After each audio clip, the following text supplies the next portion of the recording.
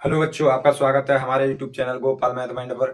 और हम पढ़ रहे थे कक्षा 10वीं का गणित वास्तविक संख्या, इसकी प्रश्नावली 1.1। हमने 2 सवाल कर लिए हैं। उसका तीसरा सवाल है आपका, अभाज्य गुणनखंडन विधि द्वारा निम्नलिखित पूर्णांकों के HCF और LCM ज्ञात कीजिए। तीसरे में पहला दे रखा है आपका। तीसरे का पहला है 12, 15 और 21। क्या है? 12, 15 और 21। 12, 15 और 21 यानी कि HCF और LCM निकालने हैं। कुछ नहीं करना, पहली संख्या है उसके अभाज्य गुणनखंड करने हैं। तो दो में अब 12 के अभाज्य गुणनखंड करेंगे तो पहले 2 का भाग देंगे। 2 छिके 12, फिर 2 का 2 3 6, अब 3 का 3 एक का ना 3। फिर करेंगे कितने के? 15 के। तो 15 में देखो 2 का जाएगा नहीं, 3 का 3 पंजे 15 है और 5 का 5 एक ना 5। और करेंगे 21 के। 21 तो 21 में 3 का 3 7 21 और 7 एक का ना 7। तो क्या है? 12 के अभाज्य गुणन करना है आपके 2 इंटू 2 इंटू 3। और 15 के क्या है? 15 बराबर 3 इंटू 5। और 21 के क्या है? 21 बराबर 3 इंटू 7। तो क्या करेंगे कि HCF निकालेंगे। क्या निकालेंगे? HCF। तो HCF वो होता है जो सभी संख्याओं में मिल रहा हो, वैनिष्ठ हो। देखो क्या मिल रहा है? 3 मिल रहा है। 3 के अलावा और कुछ मिल रहा है क्या? नहीं मिल रहा। तो HCF आ गया हमारा कितना? HCF आ गया हमारा 3। तो HCF तो हुआ 3। अब निकालेंगे LCM। तो LCM मैंने बताया था, जो मिल गया है उसे एक बार लिख लेंगे, जो नहीं मिल रहा उसे लिख लो सबको। 2 और 2, 2 इंटू 2। और इसमें क्या नहीं मिला? 5। और इसमें क्या नहीं मिला? 7। अब इनका गुणा कर दो। करो। 3 दूनी 6, 6 दूनी 12, 12 पंजे 60 और 60 का 7 से गुणा, सांचिक 42, 420। ये इसका आंसर आ गया। अब है क्वेश्चन नंबर तीसरे का दूसरा। तीसरे का दूसरा है आपका 17, 23, 29। कितना? 17, 23, 29। 17, 23 और 29। तो इसमें सबसे पहले 17 के करेंगे। आपको दिख रहा होगा सभी अभाज्य संख्याएं हैं, तो इनमें इन्हीं का भाग जाएगा और कुछ का नहीं जाएगा। 23 में भी 23 का ही जाएगा और 29 में भी 29 का ही जाएगा। तो क्या है अभाज्य गुणनखंड? 17। अभाज्य गुणनखंड है तो इसका 1 होता है और 17। 23 के क्या हुए? 1 हो जाएगा और 23। यानी कि अभाज्य गुणनखंड के केवल 2 ही गुणनखंड होते हैं, एक तो स्वयं और एक संख्या। और 1 29, 29 के क्या? 1 इंटू 29। तो इसके निकालेंगे HCF। HCF क्या मिल रहा है? सभी में 1 मिल रहा है। क्या मिल रहा है? 1। तो HCF तो हो गया 1। और LCM जो मिल गया है उसे, तो जो नहीं मिल रहा उन्हें सभी को 17 इंटू 23 इंटू 29। इन सभी का कर देंगे क्या? गुणा। इन सभी का गुणा करेंगे। गुणा करके आएगा 11,339। ये LCM हुआ। अब देखेंगे क्वेश्चन नंबर तीसरे का तीसरा। क्या कह रहा है? तीसरे का तीसरा क्या है? सवाल देखते हैं। तीसरे का तीसरा है आपका 8, 9, 25। 8, 9, 25 और 25। तो क्या करेंगे? पहले 8 के अभाज्य गुणनखंड। 2, 2 चौके 8, फिर 2 का 2 दूनी 4, फिर 2 का 2 एक 2, फिर 9 के 3 का देंगे 3 3 को 9, 3 एक 3, फिर 25 के 25, 5 एक 5। क्या है? 8 के अभाज्य गुणनखंड है 2 इंटू 2 इंटू 2। और 9 के हैं 3 इंटू 3 और 25 के हैं 5 इंटू 5। अच्छा, इनमें HCF निकालेंगे। क्या निकालेंगे? HCF। तो ये देखो मिल रहा है क्या? कुछ नहीं मिल रहा। तो एक हमेशा हर किसी का गुणनखंड होता है। क्या होता है? एक। तो क्या ले लेंगे? एक तो हो गया इसका क्या? HCF। क्या हो गया? HCF हुआ 1। अब निकालना LCM। मैंने बताया था जो मिल रहा है उससे और जो नहीं मिल रहा उन सभी को। कितना? 2 into 2 into 2 into 3 into 3 into 5 into 5। इन सभी का कर देंगे क्या? गुणा। इन सभी का करेंगे गुणा। तो देखो 1 का 2 से 2, 2 दूनी 4, 6 दूनी 8, 8 दूनी 38, 24, 24 पचम 25 और 25 दिए 75। 24 का 75 से गुणा कितना? 18। LCM निकालेंगे। LCM में ये सभी संख्या लिख दी और इनका गुणा करेंगे तो आएगा 1800। ये हो गया हमारा क्वेश्चन नंबर 3। अब है क्वेश्चन नंबर 4। क्या है क्वेश्चन नंबर 4 देखते हैं।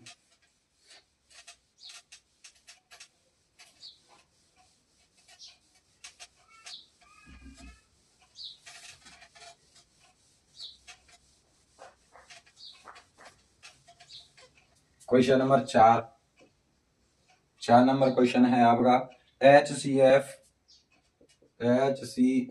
कोष्टक, फिर है 306 और 657, 306 और 657, इसके बाद है आपका बराबर 9 दिया है, बराबर 9 दिया है। फिर क्या इसके बाद, फिर है LCM कोष्टक 306 और 657 ज्ञात कीजिए। तो देखो ये बोल रहा है कि HCF इन दोनों संख्याओं का HCF तो दे रखा है कितना 9, और LCM इन दोनों संख्याओं का LCM निकालना है। तो मैंने आपको एक सूत्र लिखाया था, क्या था, हमें क्या निकालना है LCM। तो LCM का सूत्र लिखा था, पहले लिख लेते हैं, दिया है क्या HCF बराबर क्या दे रखा है, HCF बराबर दे रखा है 9, और संख्याएं कौन कौन सी हैं, संख्याएं कौन कौन सी दे रखी हैं, 306 और 657, और LCM हमें निकालना है। तो ये मैंने सूत्र लिखाया था, LCM बराबर दो संख्याओं का गुणनफल, दो संख्याओं का गुणनफल, दो संख्याओं का गुणनफल, दो संख्याओं का गुणनफल, दो संख्याओं का गुणनफल बटे LCM निकाल रहे हैं तो HCF आ जाएगा नीचे। अब देखो क्या करना है, LCM बराबर दोनों संख्या क्या है 306 और 657, उनका क्या करना है गुणा, बट्टे HCF कितना है 9। अब 9 का भाग दे दो, 9 से ये संख्या कट गई, कितनी बार 9 3 27 और 9 6 36, 34 का इससे गुणा करेंगे तो LCM हमें मिल जाएगा 338। LCM निकालेंगे, दोनों संख्याओं का गुणनफल, दोनों संख्याओं को लिख लेंगे, बट्टे में HCF लिखेंगे 9, और फिर 9 से ये काट दी 306 34, और 34 का 657 से गुणा करेंगे तो LCM मिल जाएगा 22,338। ये होगा ऐसे। अब देखते हैं क्वेश्चन नंबर 5। क्वेश्चन नंबर 5 देखते हैं। क्वेश्चन नंबर 5 नंबर क्वेश्चन देखते हैं क्या है। 5 नंबर, जांच कीजिए कि क्या किसी प्राकृत संख्या n के लिए, जांच कीजिए कि क्या किसी संख्या, जांच कीजिए कि क्या किसी प्राकृत संख्या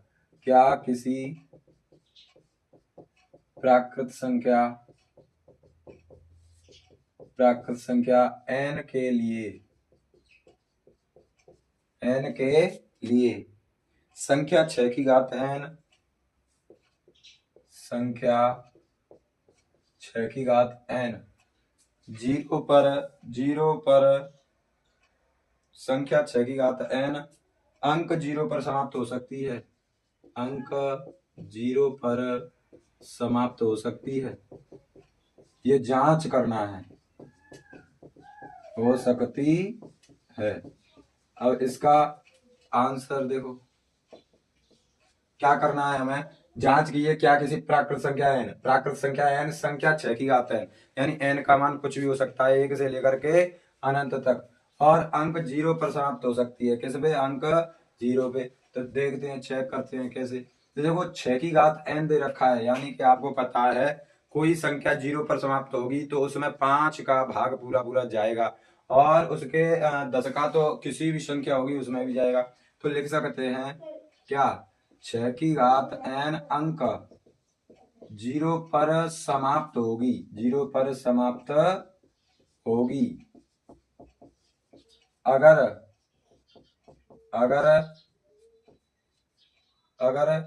6 के अभाज्य गुणनखंड 6 के अभाज्य गुणनखंड क्या 2 × 5 की घात n के रूप में होंगे, अच्छा ऐसे क्यों आपको पता है, किसी भी संख्या में, किसी, या ऐसे लिख लो, कोई भी संख्या, कोई भी संख्या, कोई भी संख्या, कोई भी संख्या जीरो पर समाप्त, जीरो पर समाप्त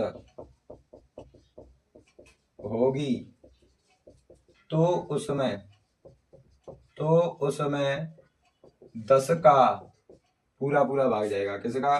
10 का पूरा पूरा भाग जाएगा, 10 का पूरा पूरा भाग जाएगा। और 10 के अभाज्य गुणनखंड होते हैं 2 की इंटू 5।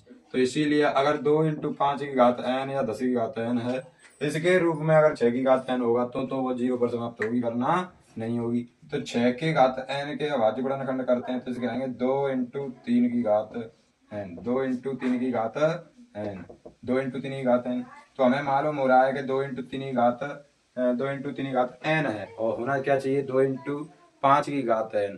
यानी इसमें 5 और होता, 2 इंटू 3 इंटू 5 और होता तो वह संख्या 0 पर समाप्त होती। तो ये 0 पर समाप्त नहीं होगी कि 6 की घात n बराबर 2 इंटू 3 की घात n में 5 अभाज्य गुणनखंड नहीं है, 5 अभाज्य गुणनखंड नहीं है।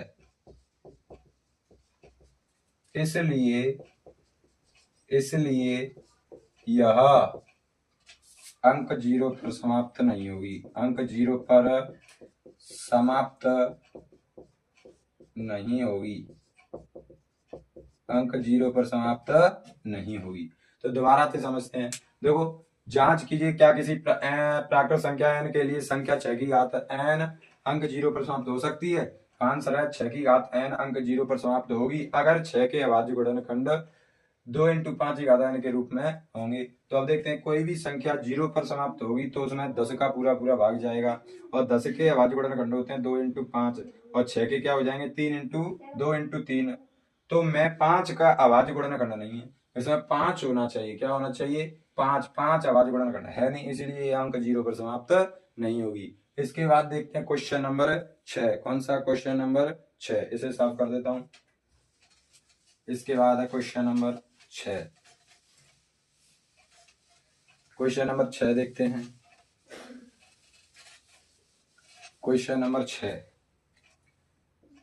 क्वेश्चन नंबर 6 क्या है? देखो, 6 है हमारा, व्याख्या कीजिए कि,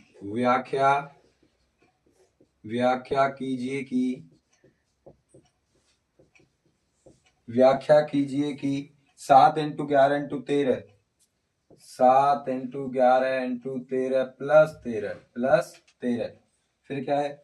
और 7 into 6 into 5 into 4 into 3 into 2 into 1 plus 5, यही है। देखते हैं, प्लस 5 भाज्य संख्याएं, भाज्य संख्याएं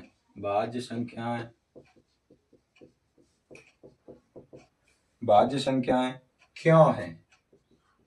ये हमें बताना है कि ये भाज्य संख्याएं क्यों हैं।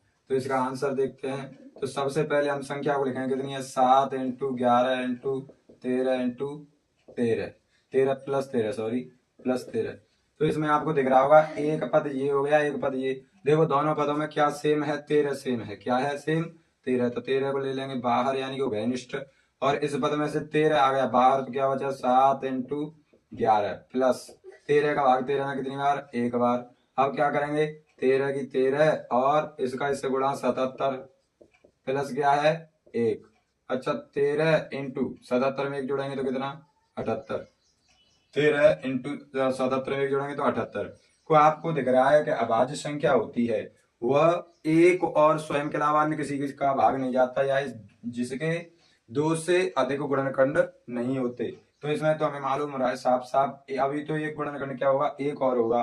तो फिर इसमें तो 13 इंटू 78 भी आ गया, तो हम कह सकते हैं कि भाज्य संख्या ये क्या है? 7 इंटू 11 इंटू 13 प्लस 13 भाज्य संख्या है। कैसी है? भाज्य संख्या है, भाज्य संख्या है। क्योंकि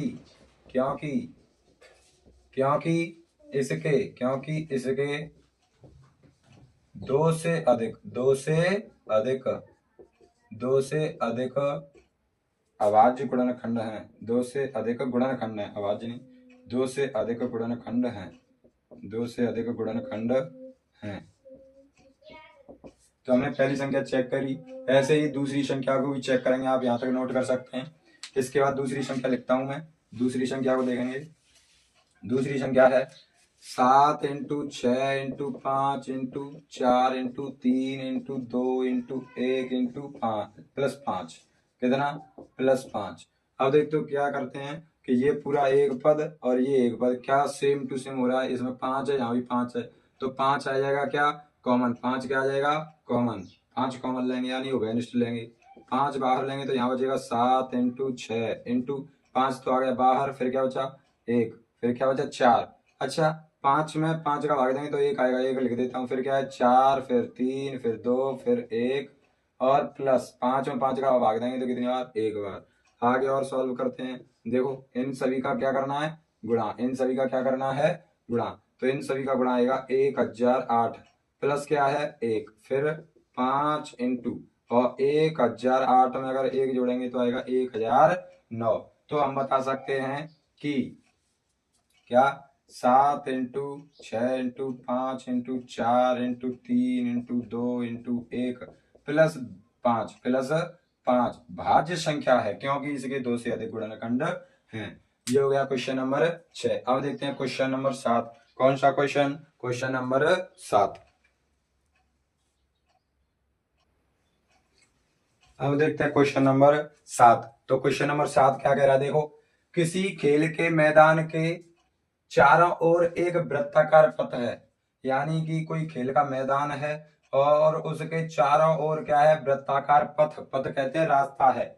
इस मैदान का एक चक्कर लगाने में सोनिया को 18 मिनट लगते हैं। कितने मिनट लग रहे हैं 18 मिनट। किसी मैदान का चक्कर लगाने, मान लो सोनिया यहाँ से स्टार्ट करती है दौड़ना और एक चक्कर यानी कि पुनः इसी स्थान पर आने में कितना मिनट ले रही सोनिया 18 मिनट, जबकि इसी मैदान का एक चक्कर लगाने में रवि को 12 मिनट लगते हैं और रवि भी इसी स्थान से स्टार्ट करता है दौड़ना और उसे एक चक्कर लगाने में 12 मिनट लग रहे हैं। तो मान लीजिए वे दोनों एक ही स्थान और एक ही समय पर चलना प्रारंभ करके एक ही दिशा में चलते हैं। अब वो कह रहा है कि मान लो इसी समय में, किसी एक समय में सोनिया और रवि दोनों एक साथ चलते हैं, दोनों एक साथ चलते हैं और एक ही दिशा में चलते हैं, तो कितने समय बाद वह पुनः प्रारंभिक स्थान पर मिलेंगे, यानी कितने समय बाद वे दोनों हैं वो इसी स्थान पर मिलेंगे। तो इसका आंसर कैसे निकालेंगे देखते हैं। इसका आंसर होगा, पहले लिख लेते हैं आंसर। आंसर क्या है, देखो इस एक वृत्ताकार मैदान है, उसका क्या है वृत्ताकार पथ पर एक चक्कर लगाने में सोनिया को लगा समय, क्या है वृत्ताकार पथ का एक चक्कर लगाने में, एक चक्कर लगाने में सोनिया को लगा समय, कितना समय लग रहा है बेटा, समय लग रहा है 18 मिनट। कितने मिनट 18 मिनट। और क्या है एक वृत्ताकार, फिर में वृत्ताकार पथ का एक चक्कर लगाने में रवि को लगा समय, रवि को कितने मिनट लग रहे हैं 12 मिनट। कितने मिनट 12 मिनट। अब पुनः उसी स्थान पर कब मिलेंगे, इसके लिए हम निकालेंगे इसका एलसीएम। तो पहले तो करेंगे 18 के अभाज्य गुणनखंड और करेंगे कितने के 12 के, तो 2 का देंगे 2 नाम 18, फिर 3 का 3 चौके 9, फिर 3 का 3 एकन 3 ऐसे इसका 2 छिके 12, 2 तिया 6, 3 एकन 3, तो 18 के क्या आए 2 इंटू 3 इंटू 3 और 12 के क्या आए 2 इंटू 2 इंटू 3, 2 इंटू 2 इंटू 3। तो इसका हम निकाल लेते हैं एलसीएम। तो पहले देखो क्या क्या मिल रहा है 2 2 और 3 और 3, तो पहले तो मिल रहा है उन्हें एक बार लिख लेंगे और जो नहीं मिल रहा है उनको लिख दो। अब इसका आंसर है देखो 2 तिया 6, 6 दूनी 6 18, 18 दूनी 36, तो एलसीएम कितना है 36। तो सोनिया और रवि पुनः प्रारंभिक स्थान पर 36 मिनट बाद मिलेंगे। तो इसका आंसर क्या होगा सोनिया और रवि, सोनिया और रवि। पुनः प्रारंभिक स्थान पर, पुनः प्रारंभिक स्थान पर, पुनः प्रारंभिक स्थान पर कितने मिनट बाद मिलेंगे? 36 मिनट बाद, 36 मिनट बाद, 36 मिनट बाद मिलेंगे। अब सुनो, जैसे किसी भी संख्या का एलसीएम निकालना हो तो हम डायरेक्ट भी निकाल सकते हैं। ये तो मैं शुरू से आपके लिए कराता आ रहा हूँ, एलसीएम कराए उसी तरह। और डायरेक्ट कैसे निकालेंगे, पहले आप इतना लिख सकते हो, फिर मैं बताता हूँ कैसे निकालेंगे। कि 12 और 18 के डायरेक्ट कर सकते हैं। कैसे? 12 और 18, 2 का देंगे, 2 छिक्के 12, 2 नाम 18, फिर कितने का? 2 का 2 3 6 और 3 9 में जाएगा नहीं, 2 का 3 एकन 3, 3 3 9, फिर 1 की 1, 3 एकन 3। इसका निकालो, आंसर क्या आएगा? 2 इंटू 2 इंटू 3 इंटू 3, 2 दूनी 4, 4 दूनी 4, 12, 12 दूनी 4 बराती है 36। कितने? 36। ऐसे भी एलसीएम निकाल सकते हैं, लेकिन इससे एचसीएफ निकलेगा। एचसीएफ के लिए दोनों का अलग अलग ही करना पड़ेगा, फिर देखेंगे कौन कौन से मिल रहे हैं। ठीक है, तो हमारी प्रश्नावली समाप्त हुई, प्रश्नावली 1.1। और आप इसका रिवीजन करते रहें और दोबारा से भी इस वीडियो को देखें। धन्यवाद।